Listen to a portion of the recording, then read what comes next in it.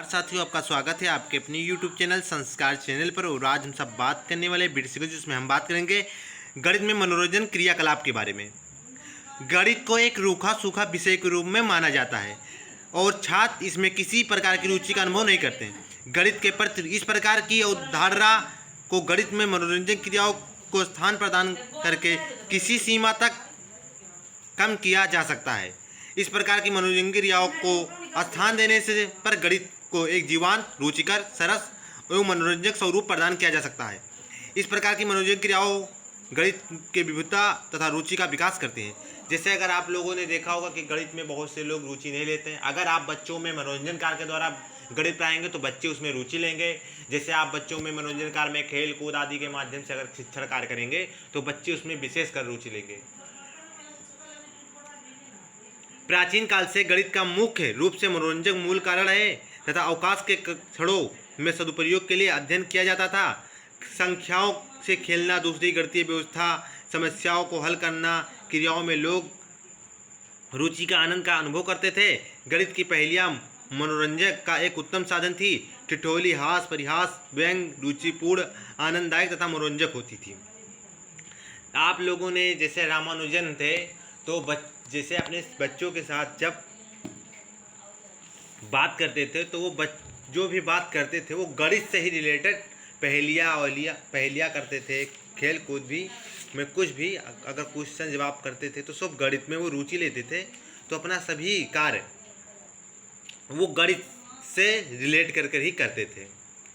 जब वो क्लास 3 में ही थे तभी वो बच्चों को शून्य की कल्पना के बारे में पूछा था कि 0 से 0 को डिवाइड करेंगे तो क्या होगा। इसमें फ्रॉवेल का भी कथन उल्लेखनीय है। जैसे फ्रॉवेल ने कहा कि अगर बच्चों को आप खेल विधि द्वारा जिसे मनोरंजक द्वारा आप कोई भी कार्य करेंगे तो बच्चे उसमें रुचि लेंगे और उसमें वो रूखा सूखा जो विषय आप कहा जाता है उसमें मनोरंजन कर वो खेल के माध्यम से गणित में रुचि लेंगे। और खेल कूद के द्वारा दिया जाता है। और बच्चों को आप गिनती का खेल खिलाकर, गिनती के जोड़ घटाने का खेल खिलाकर, प्रश्न करने की दौड़ आदि से भी बच्चों में गणित के प्रति मनोरंजन उत्पन्न कर सकते हैं। और ठिठोली, हास, व्यंजन रुचिकर, आनंददायक तथा मनोरंजक होती है। गणित में मनोरंजन क्रियाकलापों के महत्व गणित को जीवान बनाती है, गणित को रुचिकर बनाती है, गणित में विविधता का विकास करती है, गणित का कक्षा में वातावरण स्वच्छ, आनंददायक और परिवर्तनशील लाती है। और छात्र में गणित के महत्व में सुंदरता को पहचानने का प्रयास करते हैं। छात्र गणित को सवाल हल करने के लिए प्रेरित करते हैं।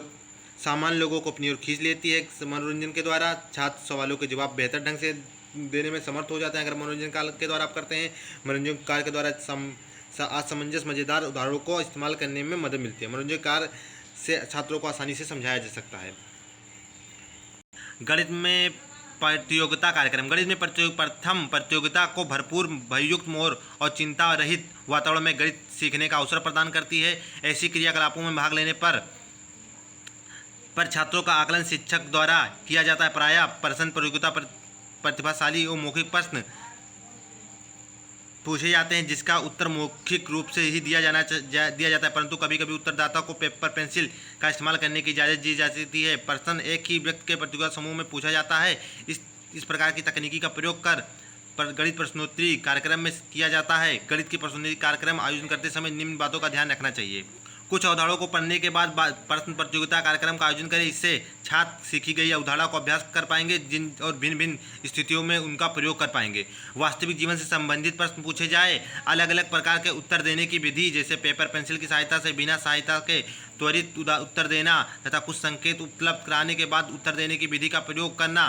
शिक्षण अधिगम प्रक्रिया के दौरान तैयार किए गए प्रश्नों को भी प्रश्न प्रतियोगिता कार्यक्रम में शामिल किया जा सकता है। सभी छात्रों को प्रश्न प्रतियोगिता कार्यक्रम में भाग लेने के लिए कहा जाना चाहिए। प्रश्न प्रतियोगिता कार्यक्रम से शिक्षक द्वारा छात्र की अधिगम प्रकृति को समझने में सहायक होते हैं और वे छात्रों के प्रति रुचि जानने की सहायता प्रदान करते हैं। जैसे आप प्रतियोगिता कार्यक्रम करना चाहते हैं तो पहले बच्चों को कोई क्वेश्चन पढ़ाइए पहले, फिर उसके बाद उसी से रिलेटेड प्रश्न प्रतियोगिता कार्यक्रम आयोजित कीजिए। इससे बच्चों में समझ लीजिए दोबारा रिकॉल हो जाएगा। पेंसिल की सहायता से और सब जो भी आप उपलब्ध कर सकते हैं उससे भी आप प्रतियोगिता कार्यक्रम में बच्चों को प्रोत्साहित करना चाहिए। जादू वर्ग, जैसे एन ऑर्डर के क्वेश्चन को अगर आप करते हैं तो उससे भी है। मनोरंजन घर में एन ऑर्डर का और जादू वर्ग मैजिक संख्याओं यानी संख्याओं का एक ऐसा विन्यास होता है जिसमें सभी पंक्तियों का स्तंभों को दानों वर्गों में जिन स्थित योग का योग समान होता है, प्रत्येक पंक्ति स्तंभों को दोनों विकटों के स्थित संख्याओं का योग समान होता है। प्रत्येक पंक्ति स्तर का विकट योग जादू नियतांक कहलाता है। इसे जादू योगफल भी कहते हैं। किसी भी समान वर्ग जादू वर्ग का जादू नियतांक केवल उच्च कोटि के यन पर निर्भर करता है। इसका मान यम बराबर यन स्क्वायर प्लस 1/2 होता है। यन बराबर 3, 4, 5, 40 जादू वर्ग के माया नियतांक इस प्रकार होंगे: 15, 34, 65, 11, 175, 260 अंक। यंत्र एक विभिन्न खानों में व्यवस्थित संख्याओं के उस समूह को कहते हैं जिसमें प्रत्येक पंक्ति ऊर्ध्वाधर स्तंभ और विकर्ण में आने वाली संख्याओं का योग समान होता है। पंक्ति के स्तंभों में खानों की संख्या सदैव समान होती है। पंक्ति का या स्तंभ में विद्यमान खानों की संख्या उस वर्ग के पद कहलाती है। जैसे वर्ग में 9 खानों में इस प्रकार बांटा जाए कि प्रत्येक पंक्ति के स्तंभों में 3 खानों हों और इस पर वर्ग बनाया, इस यह पद का वर्ग कहलाएगा। 3 वर्ग पर 2 अंक बनाए जाएंगे तो कहा जाता है निम्न वर्ग। इस प्रकार जैसे आप किसी भी वर्ग रो या कॉलम के द्वारा अगर आप काउंट करेंगे और या विकर्ण के द्वारा काउंट करेंगे तो उसका टोटल 15 आता है। तो यह है जादू वर्ग। जादू वर्ग का 4 पाद भी एक यंत्र होता है। इसका आविष्कार भारत के प्राचीन गृहस्थों में किया। खजुराहो के परसों मंदिर में इसे खुदा पाया, उसे वैज्ञानिक जाति का मंत्र भी कहते हैं। मद्रास में प्रोफेसर बेकन रमन द्वारा बनाया या यंत्र दिखाया गया।